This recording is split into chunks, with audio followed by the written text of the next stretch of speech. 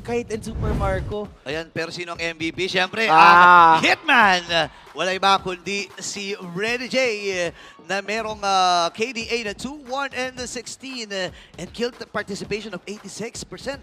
Dalawang crucial plays ang ginawa ni Rene J to be able to secure that win for Aurora Gaming. Nakita natin his performance from the start of the game up until the very end. Yung mga crucial na pagkulong doon sa mga pader, tapos pagpapakawala ng maraming suntok were more than enough for them para ma-secure ang game number 1. And with this kind of play style from Rene J, kahit nagkakaroon tayo ng adjustments in the meta, kagaya ng nabanggit kanina ni Coach, I believe, Coach, why not? Yung pagpapalit ng meta every single day is something na kailangang bantayan lagi ng mga kupunan. But for Rene J, it is as if hindi niya masyadong iniinda yun kasi ang ganda ng performance niya both yesterday and today. For Yue, however, yung pagkakapick ng Faramis ni Coach Master the Basics has been really one of the saving grace for Aurora MLBB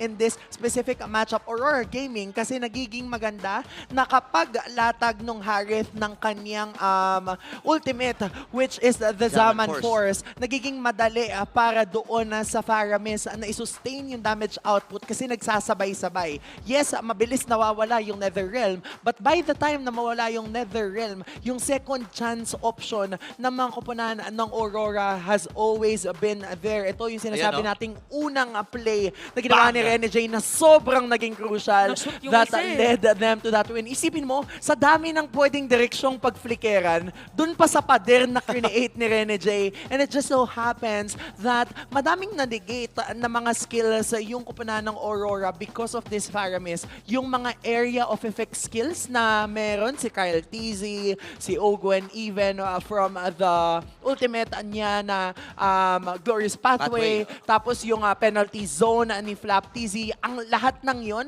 madaling nanenegate dahil dito kay Yue. Pero yung mga plays na ginagawa ni Rene J all across the map, yung Lord Steel, yung Kulong, lahat ng yon yung nakapag-contribute kung bakit nakuha at nasell yun ng Aurora yung panalo. And dito din papasok again, props to Falcon. Yung binabanggit natin kanina, no, na kahit 10k gold lead, hindi yun pwedeng maliitin ng mga kalaban. Kasi nakita natin nagpakitang gila si Super Marco doon sa bot lane nung nagkakaroon ng Lord Dance. Naubos niya halos lahat ng mga miyembro ng Aurora. And with that, na-trim yung 10k gold lead to 6k.